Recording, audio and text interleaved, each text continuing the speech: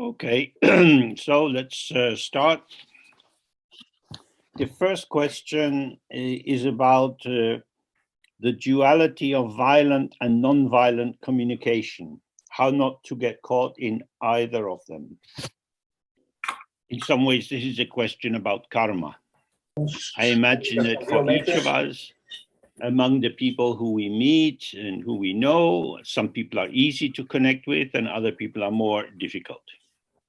And with the people it's difficult to communicate with, there's often not much you can do about it. You can practice a non-violent communication, that is to say, a very conscious way of phrasing what you say to minimize the potential for misunderstanding by the other person and to minimize their sense of being attacked or criticized by you. But nonetheless, there's likely to be difficulty because our being in the world is energetic. We are patterns of energy which manifest as a shifting field of available and unavailable. Trying to change other people is a waste of time.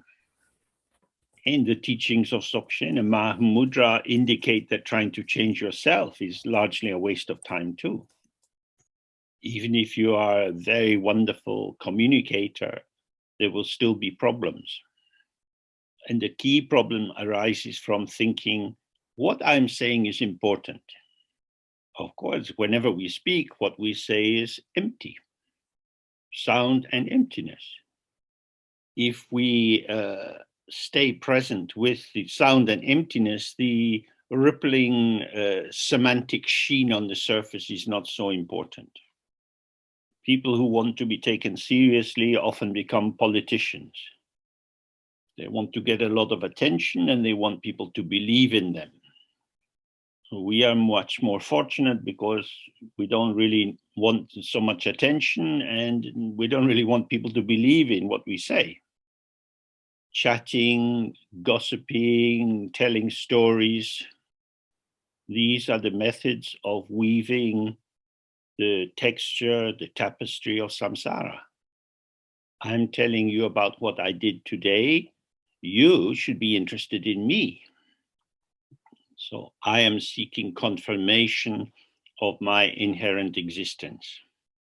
If you, with your Buddhist compassion and generosity, decline to validate the importance of what someone is saying, they may well not appreciate this. The uncertainty, the ungroundedness of the ego means that it seeks reassurance. So from the Dharma point of view, this would be where we start, that people are moving towards other people, seeking to elicit confirmation of their validity and importance and value. Of course, they have validity. They are the radiance of the ever open ground, but they don't have much validity as human beings. They will always be the radiance of the ever open ground, but they are only temporarily this sentient being. And as a particular human formation, they are subject to aging, to moods, to hormones, to the climate. So if we are clear, we can be warm and open and responsive to this emergent radiance, which is on a relative level, the other person, yet without solidifying them as a truly existing person. This would be the way in which we can approach the task of speech. But of course, the key issue is always availability. If people are not available to really connect, to open and listen and receive and review what they receive, then it's hard. The tradition in Tibet of teachers giving very, very, very long talks in great detail is one which has pretty much vanished from Western culture. Khenpos or scholarly lamas and educated lamas would often talk for hours and hours without stop. They're doing their best to present a pure, clear dharma. And in that terrain, your opinion or the listener's opinion is irrelevant. It's not like sitting in a cafe or a bar and having a discussion about politics or where's a good place to go on holiday. The task of listening is the task of allowing the thoughts to arise of how you might differ in your understanding of what you might want to say, and then seeing its emptiness. The teacher will be, as far as is possible for them, they will be teaching from awareness, not from ego. And so it helps if we, the listeners, can hear from this place of relaxed, open awareness rather than an ego positioning of my point of view. So you always have to remember that truth on the basis of concepts is, from a Dharma point of view, not truth at all. So in terms of compassionate or effective communication, the quality of meeting is probably more important than the semantic content. But of course, in a work setting, you're paid for your performance, so that your words should be effective in making something happen. That's not really, that will not be directly a domain of Dharma. You would need to bring your Dharma understanding into that domain as subtly as possible. So the next question is, are any empowerments of any of the different classes of tantra and so on prerequisite for studying and practicing Dzogchen, or are the pointing out instructions the very door? Probably for us, some kind of formal structure for this question is not so helpful. More importantly is our paying attention to ourselves and thinking, what are my obscurations? What are my impediments? How do I sabotage my own clarity? When we see that we might have quite a lot of veils hanging over us, many habits of interpretation and so on, then probably we need all the help we can get. So sometimes maybe some experienced meditators come to be near where you are and you can get some initiation, and that would be useful. The function of initiation or empowerment is ripening. However, in formal terms, you need to get specific initiations for specific practices. But if we don't have to have too much time for practice, what we need is some blessing or some ripening, which will allow us to have a bit of space away from our own assumptions. However, in terms of Dzogchen itself, if when we have this opening up of the 3 points of Garab Dorji and the pointing out of how your mind actually is, if you really get it, if you really see, oh, my mind is like the sky, then that's enough. Then when you experience yourself as dull and stupid and confused, then you can see, oh, this is the radiance of the Dharmakaya. Night is day, day is night. Between samsara and nirvana, there is no essential difference, since the essence of both is emptiness. So you have good days and bad days. Sometimes you're relaxed and happy. Sometimes you're agitated and tense. This is the variety of the patterning of the energy of the ground.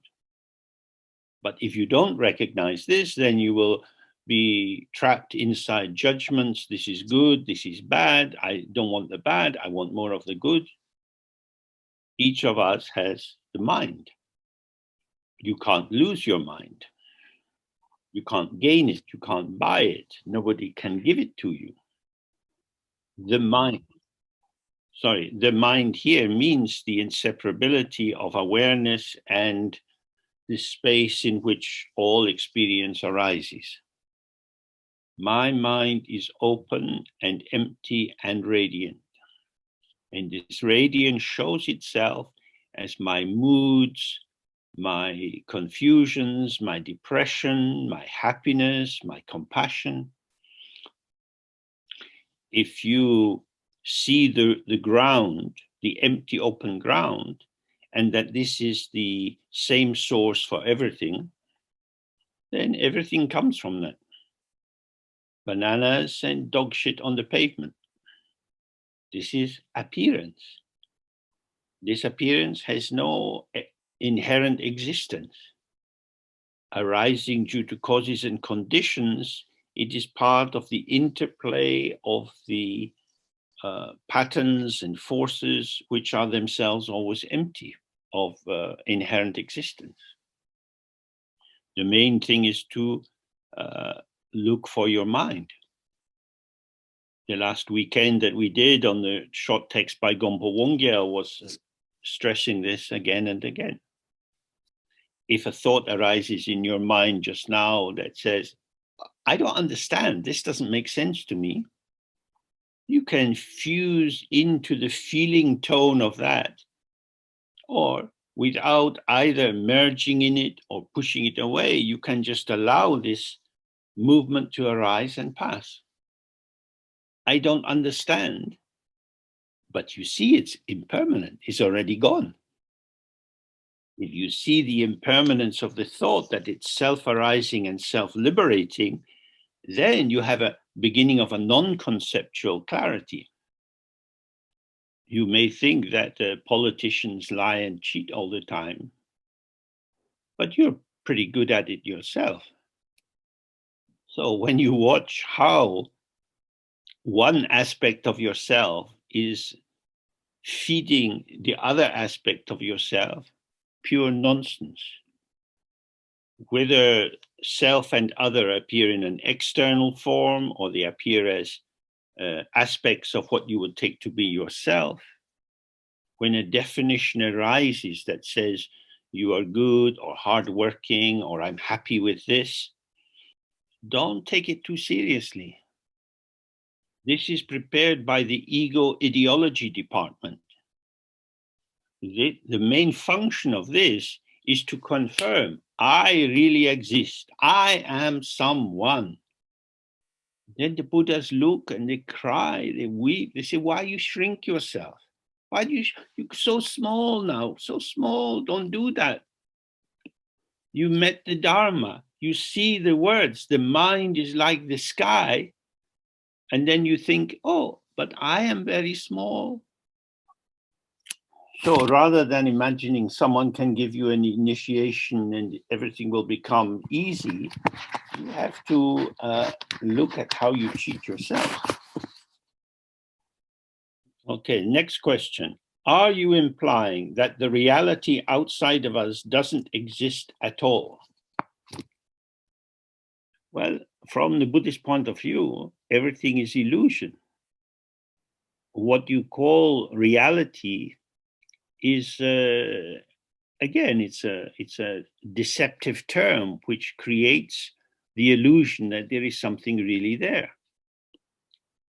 For example, you have a body. Your body is vulnerable. You don't want it to be hit by a motor car going at speed. The motor is real. I am real. No, the motor is hard and fast with momentum, and your body is flesh and blood and vulnerable. Is the reality of your body your heart or your liver or your lungs or your nose or your toes? Oh, it's all of them.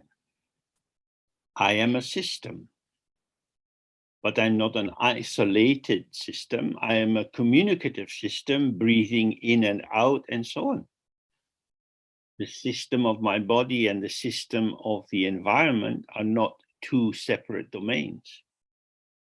I am a patterning of energy in a field of energy patterns. They have appearance, but they don't have inherent existence. So this is a Buddhist understanding.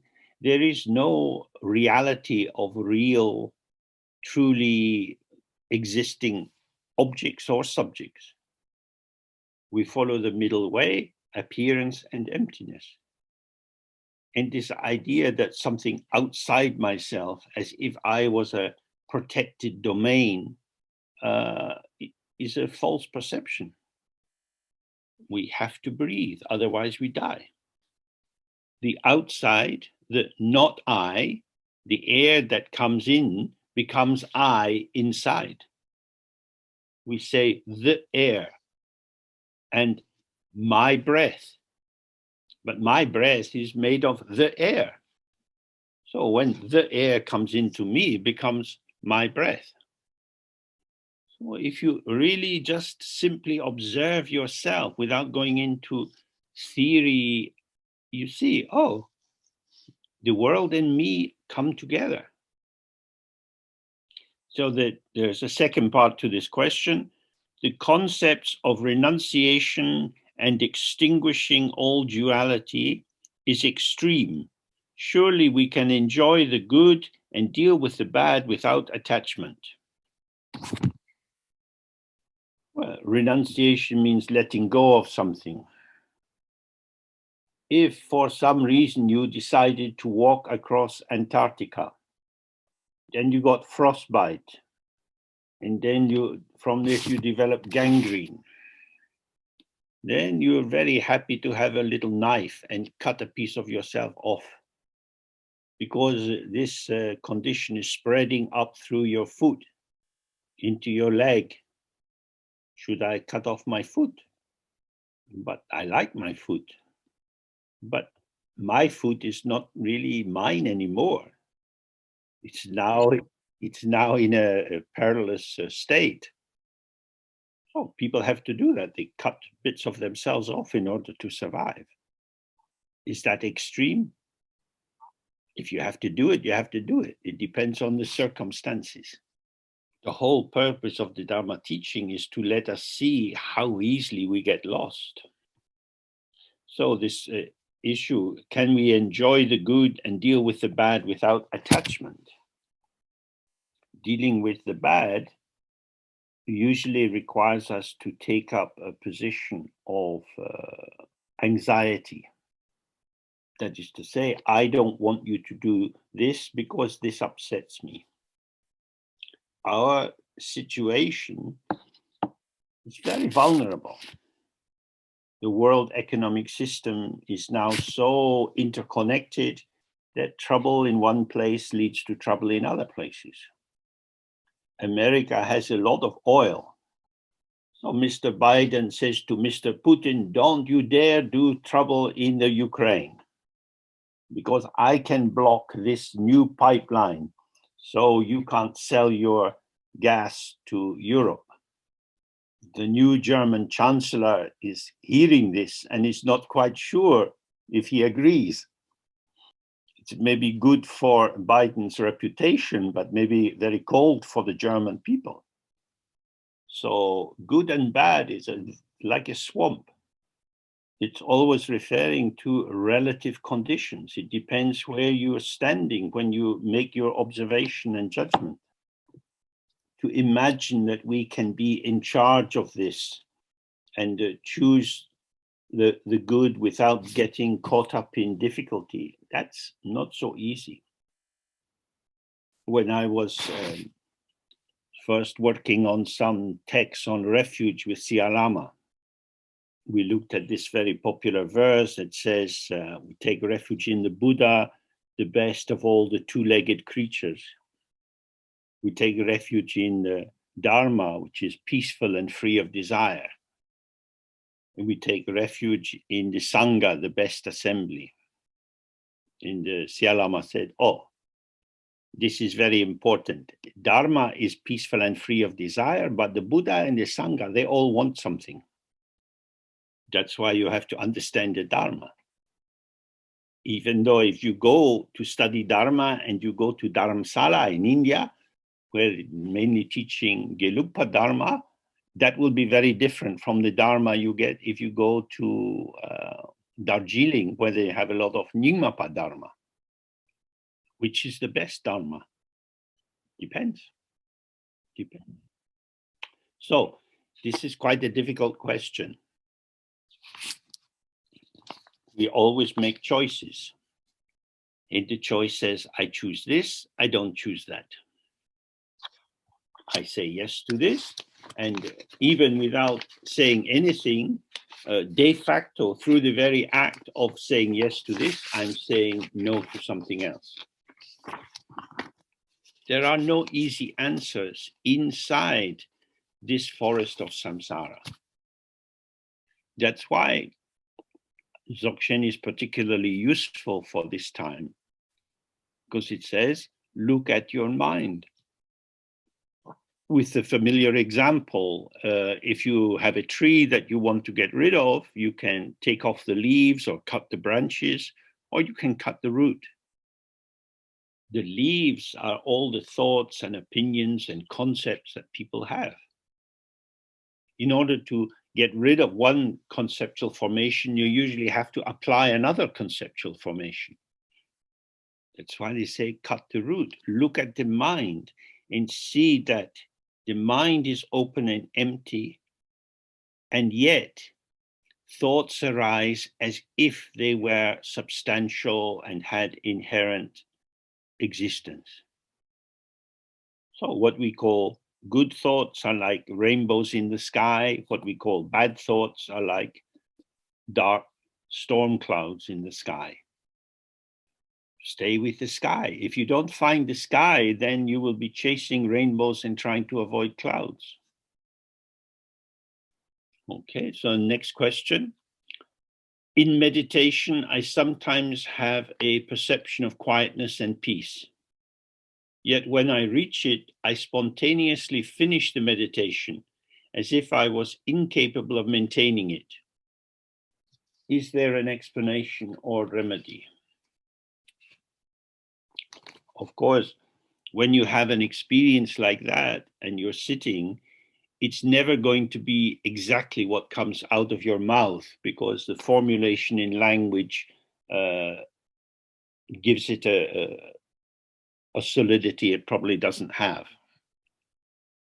In general, the question points to a little unclarity around the view. If I'm trying to find quietness and peace, then certainly Dzogchen meditation is not ideal.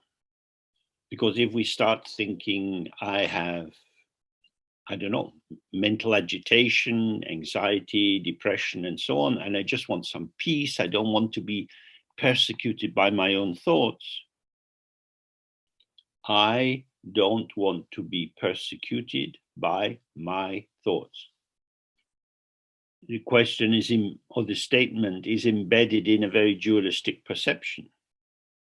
My thought is mine, and it should behave because it's mine. So this way of trying to control the mind and getting it to be quiet and peaceful belongs in the dualistic tradition.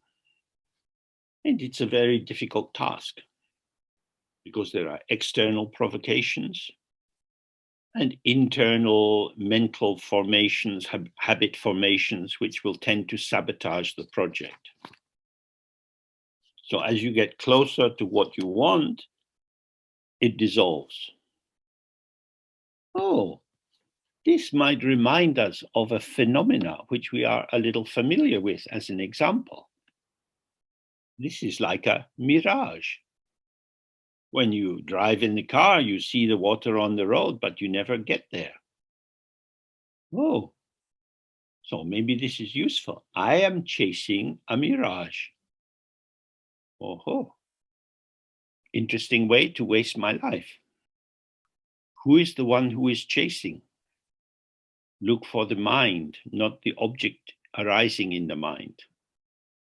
The texts again and again point out everything is like a dream. In this world, no one is happy all the time. Great meditators get problems. They have to run monasteries, there's internal politics, there's accusations of financial mismanagement and so on. Many, many problems arise for many big meditators. So there's two aspects here. One is the quality of happiness or peace or security, which is an emergent state. It's something which I can be filled with. The problem with that is because it's arising due to causes and conditions, it's a construct and it will not have a solid basis. It gets pushed out of the way by the next formation that's arising. The reason these big meditators are able to deal with so many problems without getting very disturbed is because their peace and tranquility is intrinsic in the mind. It's not produced by the qualities of their meditation or practice or devotion. Oh, from the point of view of Dzogchen, focus on the mind, awareness, the source, the ground. The ground is empty. Whatever the ground shows is empty. Disturbance is empty. Calm is empty. If you see that, then you have the non-dual experience, which is free of the fluctuations of good, bad, right, wrong. Whatever the ego sets up is unmaintainable. So in the question, it's as if the person posing the question is feeling that they have some personal inadequacy. They say, as if I was incapable of maintaining this good experience. According to a big general Buddhist tradition, whatever is born must die. That is to say, whatever arises in you, whatever is created as something that you're trying to make or hold in place, it has its own extinction embedded in it. It's not about controlling the content of the mind. It's about working with circumstances, some of which appear to be, as it were, inside me, some of which appear to be outside me. So the central point is the purity of the mind is intrinsic. It's not the result of a process. If you relax into the presence of your own original uncontaminated awareness, then you will find what you have been looking for. So the next question is how to bring Dharma ideas into the lives of children so that they are not totally immersed in capitalist materialism. If possible, spend time with them in nature, because there you see the changing nature of the sky, the dawn in the morning, the evening. They see impermanence as how it is. Oh, beginning, middle, and end is always around for small children. Like feeding them, now is the last spoon. All gone. Look, all gone. Same. Day is gone. Time for bed. Bye-bye day. Hello nighttime. Bye-bye shoes. Hello bed. Very, very easy to build this in with small children. And then, because they are embodied in this ever-changing environment. But of course, as children get older and come into the teenage period, and they want to have more control of their personal space, control over how they spend their free time. You see, often painfully for parents, that the children can collaborate easily with other children, but they don't want to collaborate with the parents anymore. They're keeping all the laughing and smiles for their friends, and they bring a sour face into the house. So clearly, we shouldn't take that too seriously. These are emotional situations arising due to cultural signifiers, peer group pressure, hormonal changes, and so on. It's very tempting to think and to say, I don't know what's happened to you. You're not the child I used to know. But this is not a person. This is not a self-existing phenomena. There is no inherent existence in your child. When the child was very small, the phrase "my child" was like a big blanket you could wrap all around them. And when they become a grumpy teenager, "my child" is like a little postage stamp you're trying to stick back onto them. Oh, they were my responsibility, but they were never my possession. At one stage, I was a major influence on how they were, but now they're out there in the world, and more people have more and more influence on them. So I have less and less. So in that sense, it's not so much about trying to teach them formal dharma. They may be interested to do that, but if not, it probably doesn't help to try. But rather to embody in ourselves our awareness of their change, of dependent co-origination, that they are becoming according to their circumstances. And so, as far as possible, we can show them how we work with circumstances. Some children are very available and curious and want to learn, and others are more sealed in their own little karmic bubble. So we are concerned primarily with the difference between identity and presence. Our identity is a construct which has social aspects, family aspects, psychological aspects, and so on. And our presence is simply the immediacy of our being here. We see with children how they go through many different stages of adopting identities and then letting them go. And at each stage, there are moments in which presence is shining through. For example, if you have a smallish child and you take them to the park and you put them on the swing and you push it and they scream, ah! Then they say, do it again, do it again. Oh, this is quite nice. Just, ah! So because this fits on with the next question, which is, can you say something about Hedewa, the shock of amazement that you get with Phat?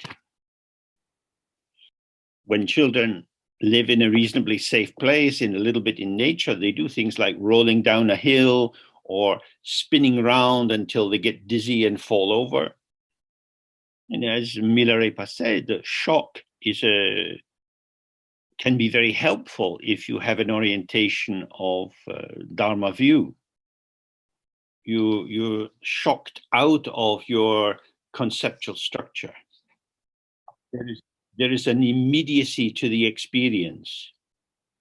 And you see that with children when they're running very, very fast and the face is shining and the eyes are open and they're just in that connectivity. So I think whenever you get experiences like that, like jumping into the sea with children, or when they get very, very cold, or when they get the first heartbreak of falling in love and it goes wrong, in these moments, the conceptual canopy cracks and some fresh ungroundedness reveals itself. So in terms of Hedewa, this Tibetan word that means astonished or shocked open, enlightenment or awakening or settling into yourself or seeing your own face do not arise from conceptual elaboration. So we have this use of this word Phat. We say it very powerfully so that it's coming up through us. Phat! And the key thing is not the sound itself, it's to catch the moment immediately after the sound. Because the continuity of self, the santana, the sense of I am myself, I recognize myself, this is blown open in that moment. This Phat belongs in the system of the 21 semzins, or the 21 ways of accessing your mind. And they're all ways of generating an intense experience so that when it stops, there's a disorientation. And again, this is very similar to children spinning round and round and round till they start to fall over. What children tend to do is, though, jump back into the game. They say more, more. Whereas when we do the Phat, we are wanting not more, we are wanting the gap. This gap is this reveals the same as is revealed if you do the tantric form of Guru Yoga and dissolve into the form of the Padmasambhava, and he dissolves into you and then into emptiness. It's just open and empty. I'm here, but I'm not here as someone. So this is what is pointed to when we use the word presence. I'm present, but I'm not present as me with the whole elaborated identity of where I was born and what I'm going to eat at night and so on. It's just here. And there's no delineation of where here is or how I'm here. There's just here. And then from this freshness and within this freshness, there is the emergence of complex patterning. And the complex patterning is insubstantial and yet impactful. And this is how we are in the world, whether we're making a cup of tea or going for a walk or chatting with someone. There's radiant, empty pattern integrating and moving together with other empty patterns. So it's how, if we have a sense of the view of the ground, then our relation to other people is transformed. So if you're talking with a friend and they say something and you don't like it and you say, you've really upset me. If you catch the moment, then you can be very grateful. Thank you so much for upsetting me. I was falling asleep in my habit formations and your unpleasant personality has liberated me. But of course, usually we don't catch it because we are committed to being pissed off with the other person and we want to say, you mustn't speak to me like that and so on.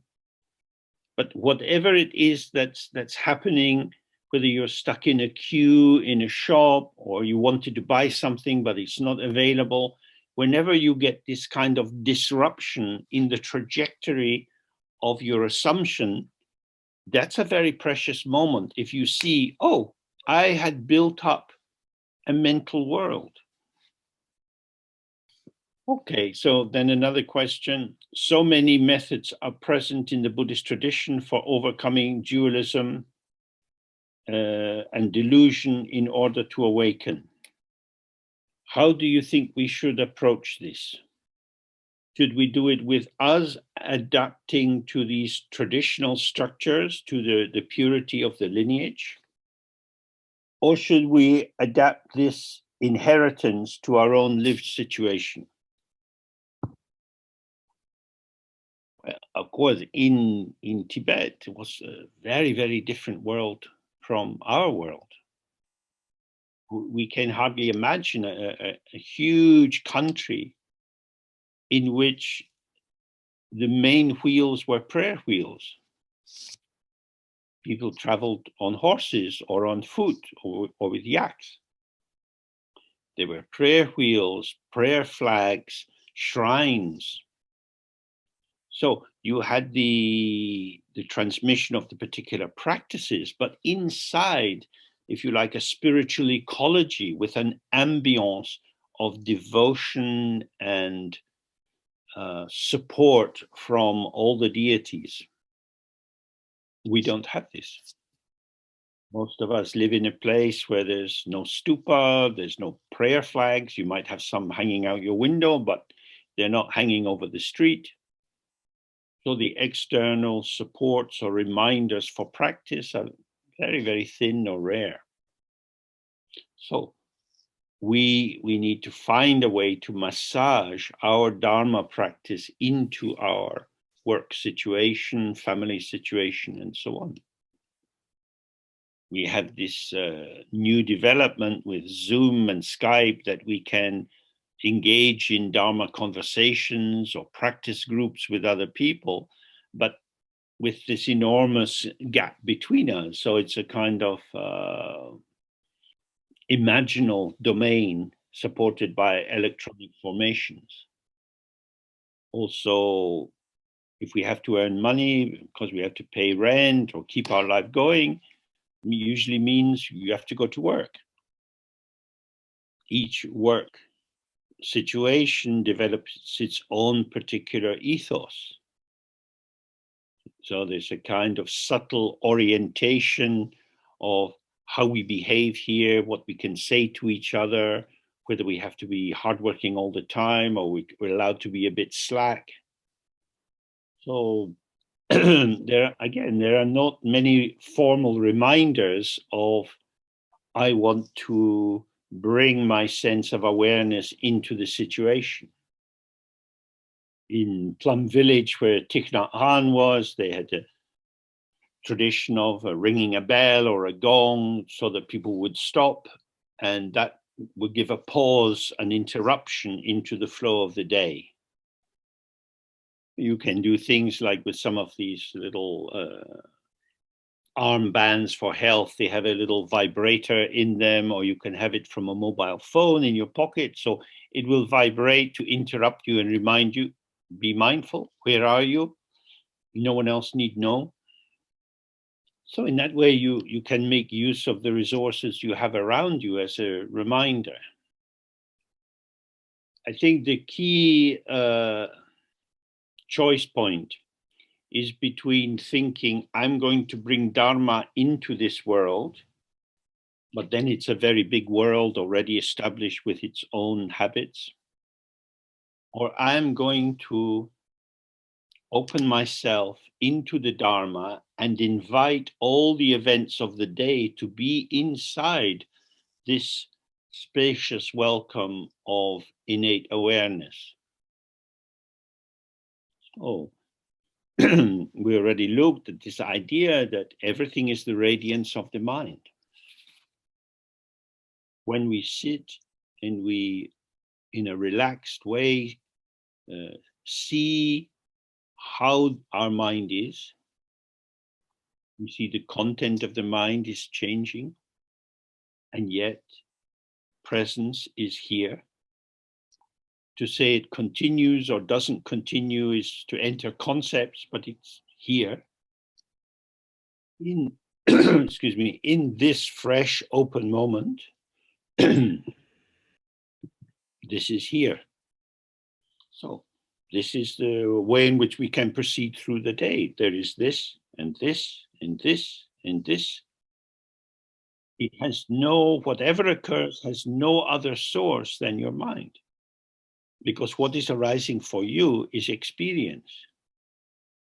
Sound and emptiness, appearance and emptiness, sensation and emptiness, smell and emptiness, touch and emptiness, and so on.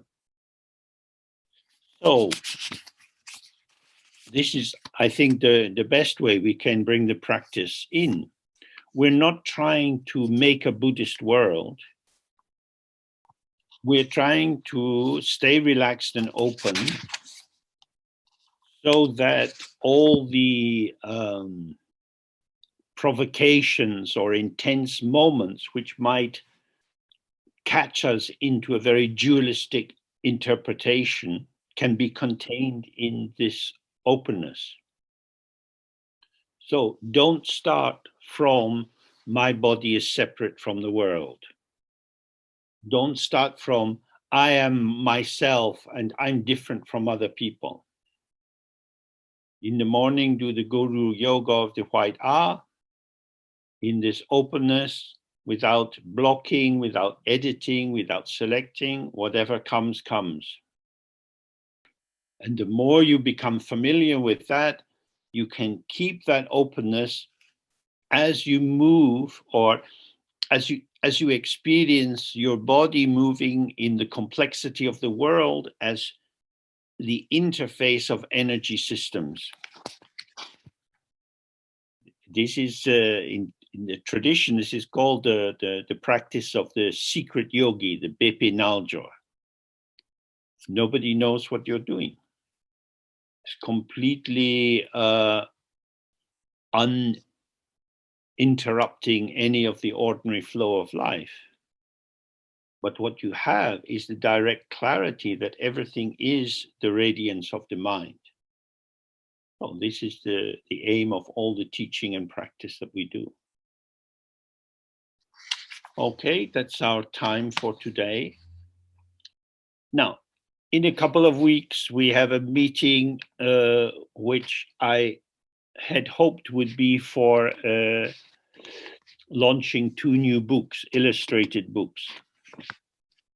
But we have had many technical problems in getting the files through the printer so that the books can be made ready. So if they can't be produced by the end of this week, then on the 23rd, we will have another question and answer instead, and do the book presentation in March on the 23rd. Okay, so I'll put the information up on the website as soon as we know. What is life without problems? So, good to be with you, and see you soon. Bye for now. Bye-bye. Bye. Bye. Thank you. James. Obrigada. Thank you, James. Bye-bye. Obrigada, Obrigado. Milton. Obrigada, Obrigada, James. Milton. Obrigada, Bye-bye. João. Happy Obrigada, day. James. Happy Muito people. bem. Bye-bye. Bye. Jesus, Bye. James. Beijo. Valeu. Obrigada, Milton.